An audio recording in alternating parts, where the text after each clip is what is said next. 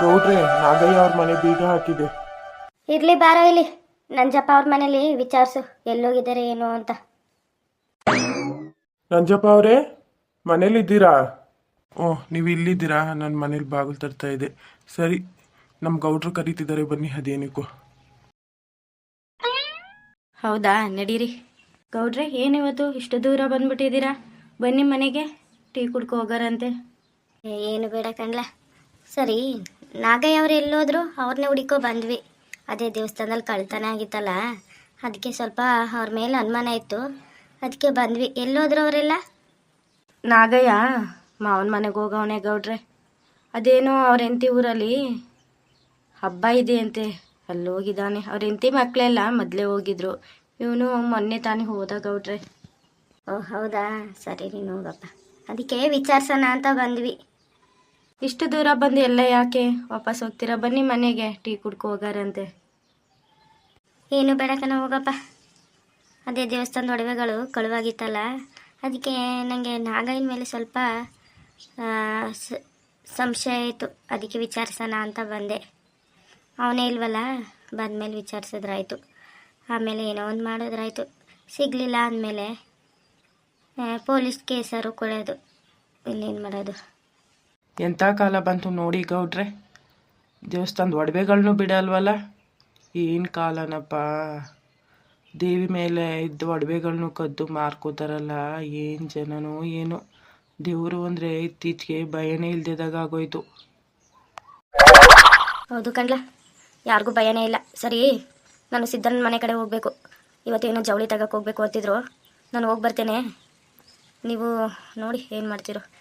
ನಾನು ದೇವಸ್ಥಾನಕ್ಕೆ ಹೋಗಿದ್ದು, ಆಮೇಲೆ ಮನೆಗೆ ಹೋಗ್ತೇನೆ.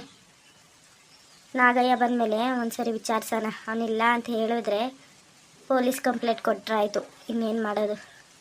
ಸರಿ ಗೌಡ್ರೆ, ನನಗೂ ಕೆಲಸ ಇದೆ, ಮನೆಗೆ ಹೋಗ್ತೇನೆ.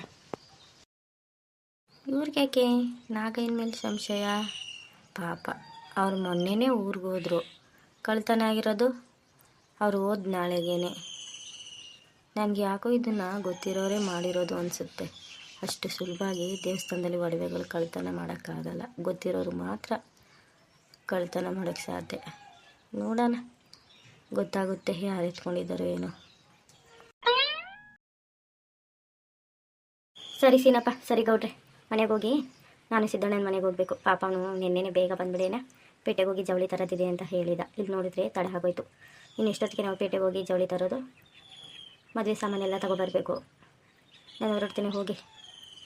ದೇವಿ ಒಡವೆಗಳಷ್ಟು ಸುಲಭವಾಗಿ ಯಾರೂ ಕಳ್ತನ ಮಾಡೋಕ್ಕಾಗಲ್ಲ. ಒಂದು ವೇಳೆ ಕಳ್ತನ ಮಾಡಿದ್ರೂ ಸಿಕ್ಕೇ ಸಿಗುತ್ತೆ. ಯಾರೋ ಗೊತ್ತಿರೋರೇ ಈ ಕೆಲಸ ಮಾಡಿರೋದು ಅಂತ ನನಗನ್ಸುತ್ತೆ. ನಾಳೆ ನಾಳಿದ್ದು ನೋಡೋಣ, ಹೋಗಿ. ಸಿಗಲಿಲ್ಲ ಅಂದರೆ ಪೊಲೀಸ್ ಕಂಪ್ಲೇಂಟ್ ಕೊಟ್ಟರಾಯ್ತು. ತಲೆ ಕೆಡಿಸ್ಕೊಬೇಡಿ ಯಾರು. ಸರಿ ಮಾದ, ಹೋಗಿದ್ದು ಬಾ. ನನಗೂ ಸಿದ್ಧ ಬಾಳೆ ಎಳೆ ಕೊಡಿ ಅಂತ ಕೇಳವನೆ. ಮದುವೆ ನಾಳೆ ಅಂತ ಬಂದು ತಗೊಂಡೋಗಿ 1000 ಬಾಳೆ ಎಳೆ ಕೇಳವನೆ. ಚೆನ್ನಾಗಿರೋ ಬಾಳೆ ಎಲೆಗಳು ಸಿಗುತ್ತೆ, ಊಟಕ್ಕೆ ಚೆನ್ನಾಗಿರುತ್ತೆ, ತಗೊಂಡೋಗಿ. ಸಿದ್ಧ, ಸಿದ್ಧ, ಮಾದಣ ಬನ್ನಿ. ಯಾಕಿಷ್ಟು ತಡವಾಗಿ ಬಂದ್ರಿ? ಎಲ್ಲೋ ಇದೆಯಾ ಸಿದ್ಧ? ನಿನ್ನ ಮಾತು ಮಾತ್ರ ಕೇಳಿಸ್ತಿದೆ, ನೀನೇ ಕಾಣಿಸ್ತಿಲ್ವಲ್ಲೋ? ಬನ್ನಿ, ಏನೋ ಕೊಟ್ಟಿಗೆಲಿದ್ದೀನಿ, ಹಸುಗೆ ಮೇವು ಆಗ್ತಾ ಇದೆ. ಮಾದಣ, ಯಾಕೆ ಇಷ್ಟೊಂದು ತಡವಾಗಿ ಬಂದ್ರಿ? ಬೇಗ ಬರೋದಲ್ವಾ? ನಿನ್ನೆನೇ ಹೇಳಿದ್ನಲ್ಲ, ಬೇಗ ಬಂದ್ಬಿಡಿ ಅಣ್ಣ, ಪೇಟೆಗೆ ಹೋಗಿ ಜವಳಿ ತರೋದಿದೆ ಅಂತ. ಕಣ್ಣ, ಹೇಳಿದೆ, ನನಗೂ ನೆನಪಿತ್ತು. ನಿಮ್ಮ ಮನೆ ಕಡೆನೇ ಬರ್ತಾ ಇದ್ದೆ, ಅಷ್ಟಕ್ಕೆ ಊರು ಗೌಡ್ರು ಸಿಕ್ಕಿದ್ರು. ಒಂದು ಸ್ವಲ್ಪ ನಾಗಯ್ಯ ಅವ್ರ ಮನೆಗೆ ಹೋಗಿ ನೋಡ್ಕೊಬರೋಣ ಬಾರ್ಲ, ನನಗೆ ಯಾಕೋ ಅವನ ಮೇಲೆ ಸಂಶಯ ಇದೆ ಅಂತ ಕರ್ಕೊಂಡು ಹೋದ್ರು. ಅವ್ರ ಮನೆಗೆ ಹೋಗಿ ನೋಡ್ತೀವಿ, ಮನೆ ಬಾಗಿಲಾಗಿದೆ. ಪಕ್ಕದ ಮನೆ ನಂಜಪ್ಪನ ವಿಚಾರಿಸಿದ್ವಿ. ಅವನಂದ ಏನೋ ಅವ್ರ ಮಾವನ ಮನೇಲಿ ಹಬ್ಬ ಇದೆ ಅಂತೆ, ಅದಕ್ಕೆ ಮೊನ್ನೆನೇ ಹೋಗಿದ್ದಾನಂತೆ. ಕಳುವಾಗಿರೋದು ನಿನ್ನೆ. ಅದಕ್ಕೆ ನನಗೆ ಯಾಕೋ ಅವನ ಮೇಲೆ ಸಂಶಯ ಇಲ್ಲ ಅಂತ ಹೇಳ್ದೆ. ಸರಿ, ಅವ್ನು ಬಂದಮೇಲೆ ವಿಚಾರಿಸಿದ್ರೆ ಆಯಿತು ಅಂತ ಬಂದ್ವಿ. ಸರಿ ಬಿಡಿ, ಏನಾಗಿದ್ರೆ ನಾಳೆ ಹೋಗಿ ತಗೊಬಂದ್ಬಿಡೋಣ. ಇಷ್ಟೊತ್ತು ಮೇಲೆ ಹೋಗಿ ಎಷ್ಟೊತ್ತಿಗೆ ಬರೋಕ್ಕಾಗುತ್ತೆ ಹೇಳಿ? ಬೇಗನೆ ಹೋಗಿದ್ರೆ ಒಂದು 5-6 ಗಂಟೆ ಹಾಗೆ ಬರ್ಬೋದಾಗಿತ್ತು. ಈಗ ತಡ ಆಗಿದೆ ಅಣ್ಣ, ನಾಳೆ ಹೋಗಿ ತಗೊಬಂದ್ಬಿಡೋಣ. ಆಯಿತು ಬಿಡ್ಲ, ನಾಳೆ ಹೋಗಿ ತಗೊಂಡ್ರಾಯ್ತು, ಇನ್ನೇನು ಮಾಡೋದು. ಪಾಪ ನನ್ನಿಂದನೇ ತಡ ಆಗೋಯ್ತು ನಿಮಗೆ. ನಾಳೆ ನಮ್ಮ ಬಾಬಾ ಅವರು ಬರ್ತಾರಲ್ವಾ, ಎಲ್ಲ ಒಟ್ಟಿಗೆ ಹೋಗಿ ಅವ್ರಿಗೆ ಇಷ್ಟವಾದ ಅವ್ರು ತಗೊಳ್ಳಿ, ನಿಮ್ಗೆ ಇಷ್ಟವಾದ ನೀವು ತಗೊಳ್ಳರಿ. ನಾನು ನಮ್ಮ ಗೌರಮ್ಮನಿಗೆ ಒಂದು ಸೀರೆ ತಗೊಡ್ಬೇಕು, ದಾರ ಸೀರೆ ತಗೊಡ್ತೇನೆ. ನಾಳೆ ಹೋಗೋಣ ಬೇಗ. ಆಯಿತು ಬಿಡಿ ಅಣ್ಣ, ನೀವೇನು ಬೇಜಾರು ಮಾಡ್ಕೋಬೇಡಿ, ನಾಳೆ ಬೇಗ ಹೋಗೋಣ. ಒಂದು ಹೆಚ್ಚು ಕಮ್ಮಿ ಬಂದ್ರಾಯ್ತು. ಆದರೆ 8-9 ಗಂಟೆ ಅಷ್ಟರಲ್ಲಿ ಊರು ಸೇರ್ಕೊಬಿಡ್ಬೇಕು. ನಮ್ಮೂರು ಕಾಡಲ್ಲಿರೋದ್ರಿಂದ ಕಾಡು ಪ್ರಾಣಿಗಳ ಕಾಟ ಅಣ್ಣ, ಅದಕ್ಕೆ ಬೇಗ ಹೋದರೆ ಒಂದು ಹೆಚ್ಚು ಕಮ್ಮಿ ಬರ್ಬೋದಂತ ಅಷ್ಟೇ. ಇವಾಗ ಹೋದರೆ ಒಂದು 10-11 ಗಂಟೆ ಆಗಿಬಿಡುತ್ತೆ. ಮತ್ತು ಬಟ್ಟೆ ಎಲ್ಲ ಹೆಂಗೆ ತಗೊಳ್ಳೋದು ಹೇಳಿ?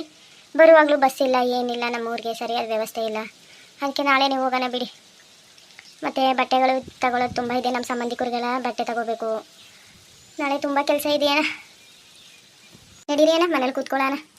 ಪಾಪ ಕೊಟ್ಟಿಗೆಲ್ಲ ನಿಲ್ಲಿಸ್ಕೊಂಡು ಮಾತಾಡ್ತಿದ್ದೇನೆ. ರಾಜು ಎಲ್ಲೋದ? ಅವನು ಪೇಟೆಗೆ ಹೋಗಿದ್ದಾನ ಅಣ್ಣ. ಅವನು ಸ್ವಲ್ಪ ಬಟ್ಟೆಗಳು ತಗೊಳ್ಳೋದಿದೆ ಅಂತೆ, ಅದಕ್ಕೆ ಸ್ನೇಹಿತರು ಕರ್ಕೊಂಡು ಹೋಗಿದ್ದಾನೆ. ನಾನು ತಗೋತಾ ಇರ್ತೇನೆ, ನೀವು ಬನ್ನಿ ದೊಡ್ಡಪ್ಪನ ಕರ್ಕೊಂಡು ಬಟ್ಟೆ ಹೇಳ್ಬಿಟ್ಟು ಹೋದ.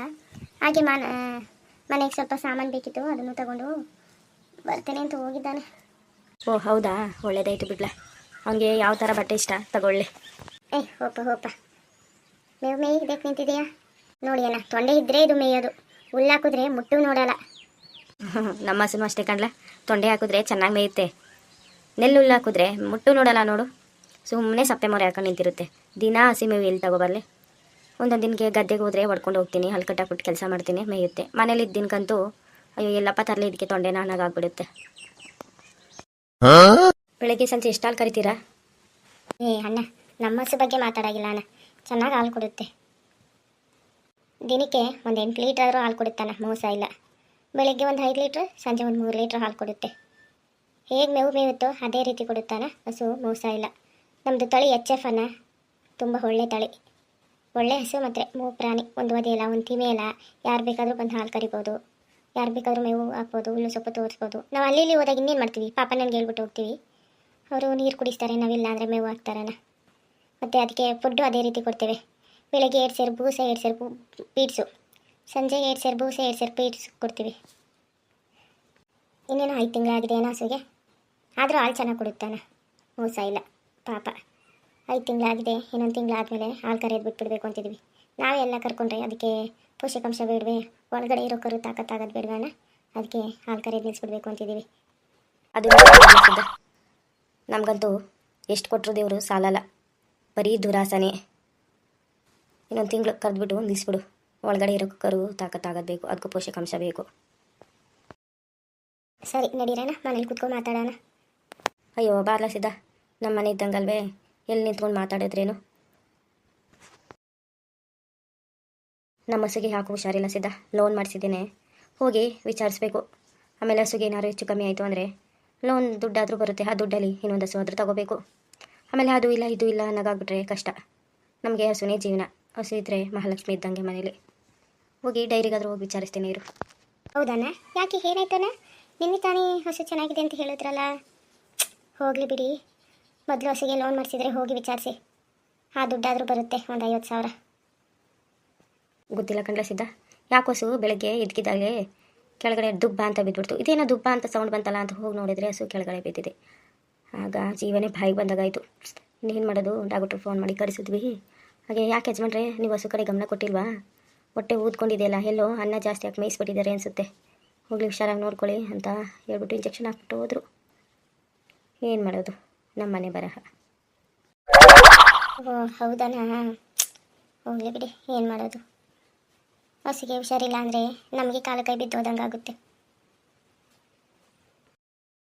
ಅದಕ್ಕೆ ಕಣ್ಣ ಇವತ್ತು ಪೇಟೆಗೆ ಹೋಗೋದು ಬೇಡವೋ ಅಂತ ಯೋಚನೆ ಮಾಡ್ತಾ ಇದ್ದೆ. ಸದ್ಯ ನೀನೇ ಬೇಡ ನಾಳೆ ಹೋಗೋಣ ಅಂದಲ್ಲ, ಒಳ್ಳೇದೇ ಆಯಿತು ಬಿಡು. ನಮ್ಮ ಹಸುಗೆ ಬೇರೆ ಹುಷಾರಿಲ್ಲ, ದಂಡಲ್ಲಿ ನಾನಿದ್ದಾಗುತ್ತೆ, ನಮ್ಮ ಸಾಕಿಗೆ ಏನು ಗೊತ್ತಾಗುತ್ತೆ ಹೇಳು? ಆದರೂ ಹಸು ಹತ್ರ ಇರು, ಯಾವ ಕಡೆನೂ ಹೋಗಬೇಡ, ಸಿದ್ಧನ ಪೇಟೆಗೆ ಹೋಗಿದ್ದು ಬರೋಣ ಅಂತ ಬರೀಳವನೇ ಅಂತ ಹೇಳ್ಬಿಟ್ಟು ಬಂದಿದೆ. ಇವಾಗ ಹೋಗಿ ನೋಡ್ತೇನೆ ಇರು, ಹಾಗೆ ಡಾಕ್ಟ್ರು ಕರಿಬೇಕು, ಮತ್ತು ಹಸು ಲೋನ್ ಮಾಡಿಸಿದ್ನಲ್ಲ ವಿಚಾರಿಸ್ಬೇಕು. ಹೋಗಿ ಬರಲಾ ಸಿದ್ಧ? ಅಣ್ಣ, ಅಷ್ಟೊತ್ತಿಂದ ನನ್ನ ಜೊತೆಲೇ ನಿಲ್ಲಿಸ್ಕೊಂಡು ಸುಮ್ಮನೆ ಮಾತಾಡ್ಸಿದ್ದೇನೆ. ಮನೆಗೆ ಬನ್ನಿ, ಒಂದು ಲೋಟ ಟೀ ಕುಡ್ಕೊಂಡು ಆಮೇಲೆ ಹೋಗಾರಂತೆ. ಅಯ್ಯೋ ಸಿದ್ಧ, ನಿಮ್ಮ ಮನೇಲೇನು ನಾವು ಕುಡಿಯೋದೇ ಇಲ್ವೇ? ದಿನ ಬಂದು ಕುಡ್ಕೊ ಹೋಗ್ತೀನಿ. ಇನ್ನು ಮದುವೆ ಅಂತೂ ಹತ್ರ ಬಂತು, ದಿನ ಮದುವೆ ಊಟನೇ ಮಾಡೋದೇ ಆಗುತ್ತೆ. ನೀನು ಅದಕ್ಕೆಲ್ಲ ಬೇಜಾರು ಮಾಡ್ಕೋಬೇಡ. ನನ್ನ ಪರಿಸ್ಥಿತಿ ಏನಾಗಿದೆ ಅಂತ ನಿನಗೆ ಹೇಳಿದ್ನಲ್ಲ, ದಾರಿಲಿ ಬೇರೆ ಊರುಗೌಡ್ರು ಬೇರೆ ಸಿಕ್ಬಿಟ್ರು. ದೇವಸ್ಥಾನ ಕಳುವಾಗಿದೆ, ಬಾ ವಿಚಾರಿಸೋಣ ಅಂತ 3 ದಿನದಿಂದ ನನ್ನ ಬಿಡದೆ ಸುಮ್ಮನೆ ಜೊತೆಲಿ ತಿರ್ಸ್ಕೊಂಡು ಓಡಾಡಿಸ್ತವ್ರೆ. ನನ್ನ ಕಷ್ಟ ನನಗೆ. ನಮ್ಮ ಮನೆ ಮಹಾಲಕ್ಷ್ಮಿಗೆ ಹುಷಾರಿಲ್ವಲ್ಲಪ್ಪ, ಏನಪ್ಪ ಹಿಂಗಾಯ್ತು ನಮ್ಮ ಹಸುಗೆ ಅಂತ ನಾನು ಯೋಚನೆ ಮಾಡ್ತೇನೆ. ಅವ್ರು ಬೇರೆ ಸುಮ್ಮನೆ ನನ್ನನ್ನು ಕರ್ಕೊಂಡು ತಿರುಗಾಡ್ತಾರೆ, ಇನ್ನೊಬ್ರು ಕರ್ಕೊತೀನಿ ಏನಲ್ಲ. ಫ್ರೀ ಇದ್ದರೆ ನಾನೇ ಹೋಗಲ್ವಾ? ಬಿಡುವಿದ್ದಾಗ ಬರ್ತೀನಿ ಗೌಡ್ರೆ, ನಮ್ಮ ಹಸುಗೆ ಹುಷಾರಿಲ್ಲ, ಮತ್ತು ಸಿದ್ಧನ ಪೇಟೆಗೆ ಬೇರೆ ಬರೀಳಾರೆ, ಹೋಗಿ ಬರ್ತೇನೆ ಅಂತ ಹೇಳಿದ್ರೆ ಕೇಳೋದೇ ಇಲ್ಲ. ಅದು ನಿಜನೇ ಬಿಡು, ಗೌಡ್ರು ನಾ ಬಂದಿಲ್ಲ ಅಂತ ಅದೆಲ್ಲಿ ಕೋಪ ಮಾಡ್ಕೊಂಡಿದ್ದಾರೋ ಏನೋ. ನನಗೆ ನೋಡಿದ್ರೆ ಮದುವೆ ಕೆಲಸ, ಮದುವೆ ಬೇರೆ ಹತ್ರದಲ್ಲಿದೆ, ಈ ಕಡೆನೂ ಹೋಗ್ಲಾ ಆ ಕಡೆನೂ ಹೋಗ್ಲಾ ಅಂತ. ಆದರೂ ನಿಮ್ಗೆ ಯಾರ ಮೇಲಾದರೂ ಸಂಶಯ ಇದೆಯೇನಾ? ದೇವಸ್ಥಾನದಲ್ಲಿ ಆಭರಣಗಳ ಕಳುವು ಮಾಡೋದು ಅಂದ್ರೇನು? ನನಗೆ ಯಾಕೋ ಅಲ್ಲಿ ಗೊತ್ತಿರೋರೇ ಕಳುವು ಮಾಡಿರಬೇಕು, ಕದ್ದಿರಬೇಕು ಅಂತ ಸಂಶಯ ಇದೆ. ಬಿಡಿ, ದೇವ್ರ ಒಡವೆಗಳ ಕದ್ದರೆ ಉಳಿತಾರ ಅವರು? ದೇವರೇ ಶಿಕ್ಷೆ ಕೊಡ್ತಾರೆ. ನಾನು ಹಾಗೆ ಹೇಳ್ಬಿಟ್ಟು ಬಂದಿದ್ದೀನಿ ಕಣ್ಣ ಸಿದ್ಧ. ನೀವೇನು ತಲೆ ಕೆಡಿಸ್ಕೊಬೇಡಿ ಬಿಡಿ ಗೌಡ್ರೆ. ಸಿಗಲಿಲ್ಲ ಅಂದ ಪಕ್ಷದಲ್ಲಿ ಪೊಲೀಸ್ ಕಂಪ್ಲೇಂಟ್ ಕೊಟ್ಟರಾಯ್ತು. ಸಿಕ್ಕಿದ್ರೆ ಸಿಗ್ಬೋದು, ಕಾದು ನೋಡೋಣ. ದೇವ್ರ ಒಡವೆಗಳು ಅಂದರೆ ಏನು ತಮಾಷೆನಾ? ಸಿಗುತ್ತೆ ಬಿಡಿ ಗೌಡ್ರೆ, ನೀವೇನು ಟೆನ್ಷನ್ ತಗೋಬೇಡಿ. ನನಗೂ ಸ್ವಲ್ಪ ಕೆಲಸ ಇದೆ ಅಂತ ಹೇಳ್ಬಿಟ್ಟು ಬಂದೆ. ನನಗೂ ಹಾಗೆ ಅನಿಸುತ್ತೆ ಸಿದ್ಧ, ಯಾರೋ ಗೊತ್ತಿರೋರೇ ಮಾಡಿರಬೇಕು, ಕಳ್ತನ ಮಾಡಿರಬೇಕು ಅನಿಸುತ್ತೆ. ಊರು ಗೌಡ್ರು ಹೋದರೆ ನಾಗಪ್ಪನ ಮೇಲೆ ಸಂಶಯ ಪಡ್ತಾರೆ. ಅವರು ಮೊನ್ನೆನೇ ಊರಿಗೆ ಹೋದ್ರಂತೆ. ನೋಡೋಣ ಬಿಡು, ಗೊತ್ತಾಗುತ್ತೆ ಯಾರು ಎತ್ಕೊಂಡಿದ್ದಾರೋ ಏನೋ ಅಂತ. ಸರಿ, ನಾನು ಮನೆಗೆ ಹೋಗಿ ಬರ್ತೀನಿ. ಆಮೇಲೆ ನೀನು ಏನೋ ಕೆಲಸ ಮಾಡ್ತಿರು. ಸುಮ್ಗೆ ಯಾಕೆ ನಾವೇ ಏನೇನೋ ಅಂದ್ಕೊಳ್ಳೋದು. ಸರಿ ಅಣ್ಣ, ಹೊಸ ಹುಷಾರಿಲ್ಲ ಅಂತೀರಾ? ನೋಡಿ ಹೋಗಿ ಪಾಪ. ರೀ ರೀ ಏನು ಮಾಡ್ತಿದ್ದೀರಾ ಅವಾಗಿಂದ ಕೊಟ್ಟಿಗೆಲೆ? ಅಯ್ಯೋ ಬಂದೇ ರೇ, ಮಾತಾಡ ಬಂದಿದ್ರು ಮಾತಾಡ್ತಾ ನಿಂತಿದ್ದೇನೆ. ಸರಿ ಸಿದ್ಧ, ನಾಳೆ ಪೇಟೆಗೆ ಹೋಗೋಣ, ಬೇಗ ಬಂದುಬಿಡ್ತೇನೆ. ಇವಾಗ ಬೇಜಾರು ಮಾಡ್ಕೋಬೇಡ.